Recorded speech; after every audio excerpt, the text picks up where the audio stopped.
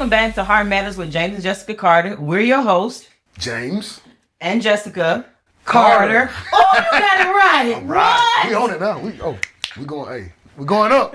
We going to the sky. We out here doing things. No, welcome back, y'all. We are so glad that you're going to take these 20 minutes outside of your day to join us and listen to our conversation. Last week, we shared with you all the miracle of overcoming infertility and how God blessed us. We prayed, we cried, we didn't share about how we snotted and all that stuff. But we did. Like, we prayed for the 4 now amazing kids that we have. What we did not realize at the time that God will perform the miracle.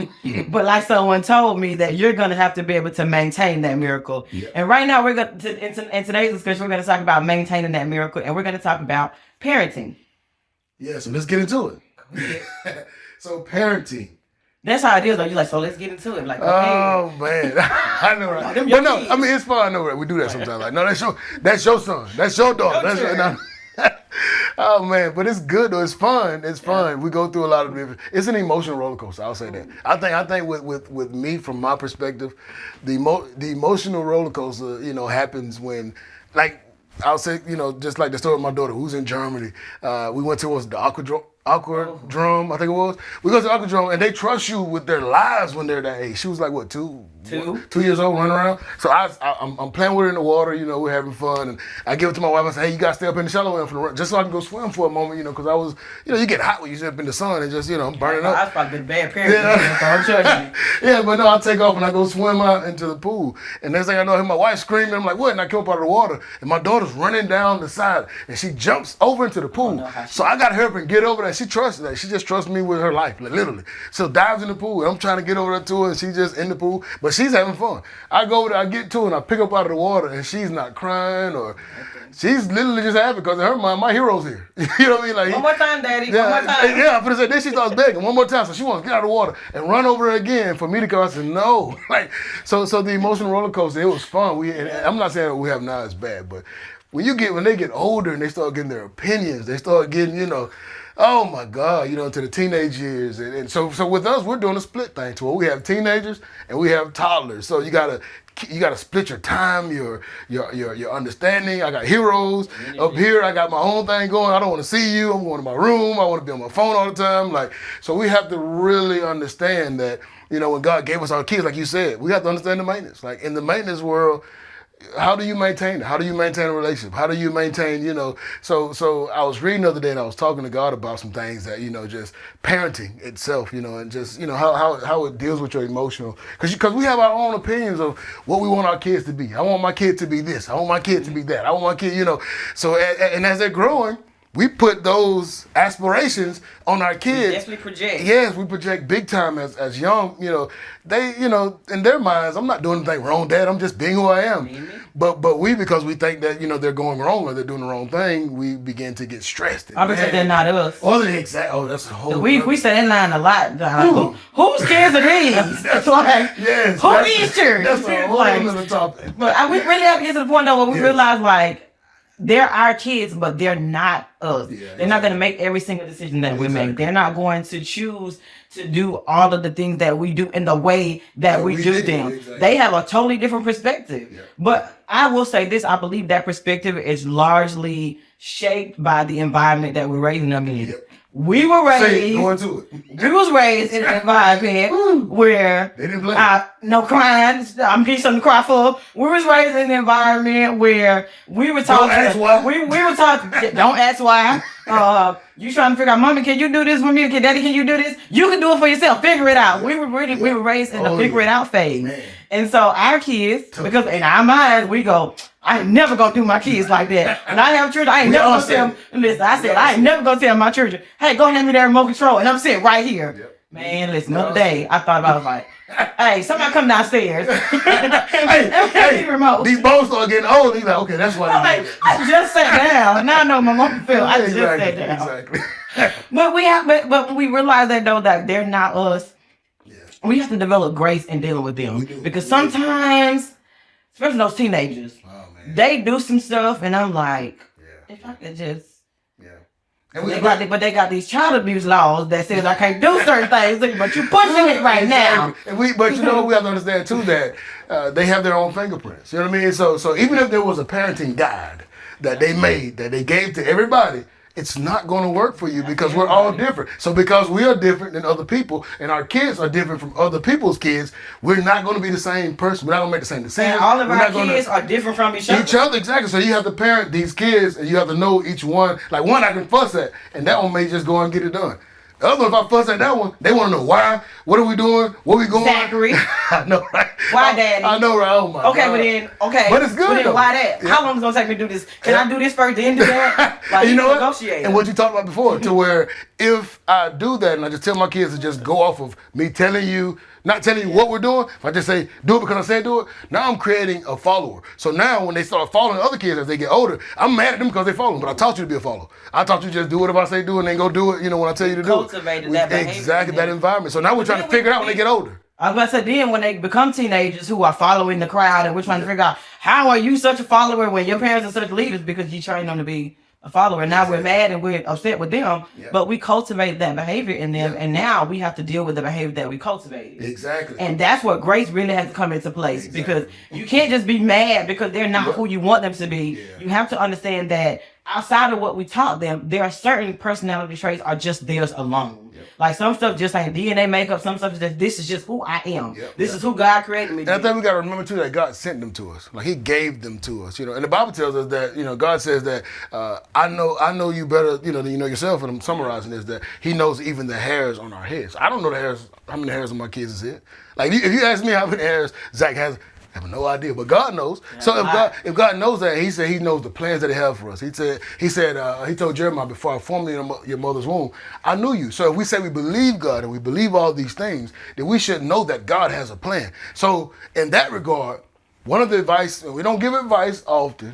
I still don't want to give this advice, but I will say this. This is what works for us. This is what works for us. Go ahead and put that Yeah, out. we learn to teach our kids how to pray. The Bible says that the prayers of the righteous availeth much. So their own relationship. Yeah, it's their own relationship with God. So when you know how to pray, you have that relationship with God. Because Jesus said, if you make your bed in hell, I'll find you there. I'm not gonna be with my kid everywhere. Yeah, but I'm saying not just hell, but I can't be with him in the classroom. I can't be with them when they go to work as teenagers. I can't be with my son when he goes to school. I can't be with him everywhere. But God can. Jesus said, if you make your bed in hell, I'll be there. So that means if He's with them all the time, way more than we are, it's best to give them a relationship with God and begin to teach them that relationship at a young age. So as they get older, they develop that relationship and they develop a prayer life to where when they do get into situations, they know how to pray themselves into, deliverance, or they pray themselves out. Because you're going to get... this world has a lot of addictions in it. Like it literally has a lot. And whether we tell them not to do it or whether we tell them to do it, it doesn't mean that they're not going to do it. It doesn't mean they're going to be perfect. And they're not going to trust them. I was getting to that point. We got one right now that's very curious. I'm like, oh Lord, he's going to try everything. Jesus, like everything. His personality is wild open. But it's good and it's fun to raise them, But as you raise them, and we raise them with the heart to love God, God keeps them and He cultivates them and He shows. So it's not for us to think that if they're doing something that we consider is wrong, that is wrong, because it could be in the plan of God that we have we don't know God's plan, we don't know His mind, we don't know where He's at or what He's doing. So honestly, the best practice that we've learned is to begin to teach them to have a relationship with God and to trust that relationship. Yeah. To trust that we're talking with, because we won't be here forever. There's going to come a day we're going to die and we won't be there. So if we're not there and we haven't taught them that, now we can be worried. But we also got to know too that their relationship with God is not necessarily going to mirror our relationship. Exactly. That's like we can't be like, because we done sat here fasted for 3 days, praying. Got on the altar and I need them to do the same thing. Get in here. Get them like I got to know. Like they may just want to be like they gonna lay there, they gonna meditate, let Him talk to them, and like my daughter right now, she has this thing where she likes to go and she meditates. She commands her day is what she likes to say. I'm gonna command my day, and so she does this. So she don't always wake up in the morning and open up and do a daily devotional. I'll wake up, do a daily devotional because that's what I do.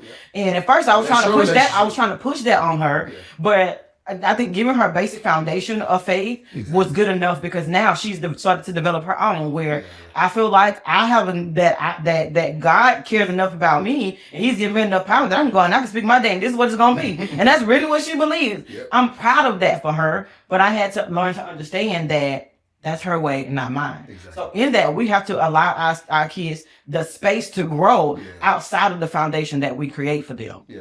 I really wish sometimes, like, my mom would have done that. Mom, don't get mad at me if you watch Nick. I ain't talking about you for these people. But it was always, she's talking about you. But it was always you're weird, you're this, and because she didn't understand. And for me, feeling a lot of those emotions really made me say, I'm not gonna do that to my kids. Yeah. But I found myself still repeating that same thing until eventually I had to be like, she is not you. Yeah, exactly. So, and sometimes the stuff that you're mad about, the stuff that you're mad about as a parent is not because the kids don't anything wrong, they're just not you. And again, we say that like it's light. These things, like I said earlier, it's an emotional roller coaster. And sometimes we get caught into really wanting to make them what we perceive as their future. So what do we do when they don't do what we want them to do? Oh my God. That is hey, that's a hard question. It's a hard question, but it makes sense to ask that question because some of you guys may be going through that right now to where when you want your kids to do something, you say it and they don't do it. Now you get mad, y'all get stressed, y'all have all this friction between each other. So what's the answer to the question? So how you gonna throw the question back on me? Wait a minute now. I mean, it's really a hard thing. It goes right back to what we said before. You give them grace. Teach me. You let them. No, exactly. Sometimes you have to trust. I was gonna say that because we won. You give them grace. Not just wait. I'm just playing. I'm kidding y'all, but it's fun. I can't. It's fun. Go back to it. You give them grace and you trust that you've done a great job as a parent. One of the things I love, and I pull back from with my mother-in-law, like even to this day, I'll go and I'll sit at my mother-in-law's table and we can talk for days because I love the man that she raised. Yeah. And I love the fact that she trusted that you all were able to make the right choices. Even if they weren't always choices that she agreed with, I would literally watch you and your mom interact with each other and I'd be like, man, my mama would have been like, no offense, Mom, I love you. My mom would have been like, that was a dumb decision. Blah, blah, blah. And she did it because that was her capacity, as a parent. And don't get me wrong, I became an amazing person. And that's why I said that it's, every child is going to be different. Every parent is going to be different. So there is no blanket for how you raise your kids. I want to reiterate that we said that. But I like to look at the people in our lives who we saw as parents and we saw in the examples and we were able to take from each of them. And then even with the stuff that we took from them, a lot of that wasn't even applicable to our kids because we raised in the hood, we raised the suburban kids who that's a whole nother listen, problem solving skills,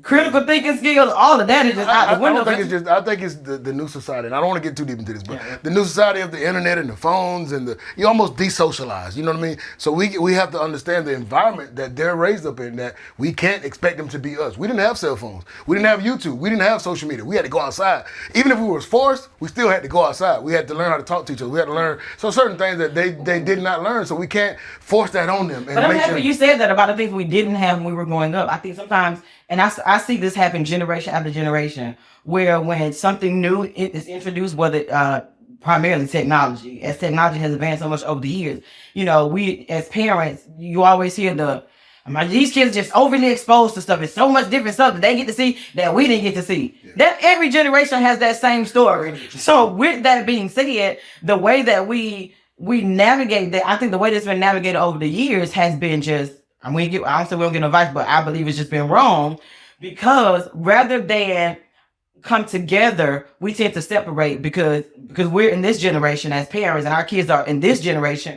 We feel like we know certain things that they don't know or they should know what we know. But the reality is we've decided to figure out a way to kind of marry what we know together with what they know together, not demonize the things that they're utilizing because what we learned from being kids and they demonizing everything we use, when we got to a certain age, now that stuff it's a way of life. Yeah, exactly. And so we would be so far behind had we not snuck around and did some stuff. But we don't want our kids to be sneaking. We want to be able because our mom was watching that day. Pause. Pause for the call. We don't want, but seriously though, we don't want our kids to sneak. Don't tell all of our information. Just give I'm trying to rush through it, but you don't bring them into our real gun. You laying on it. I'm trying to go past it, but you laying on it. I'm just kidding. I'm just kidding. Go ahead. Well, no, we want to be able to learn and understand what they're doing before we immediately talk down about what they're doing and say, no, you shouldn't do this because we don't understand it. I feel like it's a great idea for us to come to a mutual understanding. Let them teach us. Sometimes as parents, we don't think that our That's a kids true can teach us statement. anything. That's a I've learned a really- lot from That's my actually a kids. good statement. Oh, Yeah, I think that's probably our starting point. Always remain teachable, and we use that in business and things like that. But as a parent, Even from remain your kids. teachable, Exactly. and sometimes the best lessons you learn can be from your kids. Exactly. So, So that's it for today. in conclusion, as they say on the pulpit in the sermon, we won't have 5 of them today. We're gonna have one conclusion. So in conclusion, thank y'all. with you. I know. I cannot with Thank you y'all so today. much for coming out and watching. That was parenting and how we do parenting. Not giving you guys advice, but definitely giving you guys insight on how we do it. I feel like you're gonna be sued because you keep putting out this disclaimer. I gotta make sure that they know what the Carter said, that I need to take my child and beat him. That's not what we said. Beat the shit. That's not what we said. Well, Yes, you got to. I summarized that, But no, thank you guys for watching. We really like to watch you guys' comments, like to see you guys interacting. Thank you guys for when we see you in the streets. They'll pull us over or at the restaurant.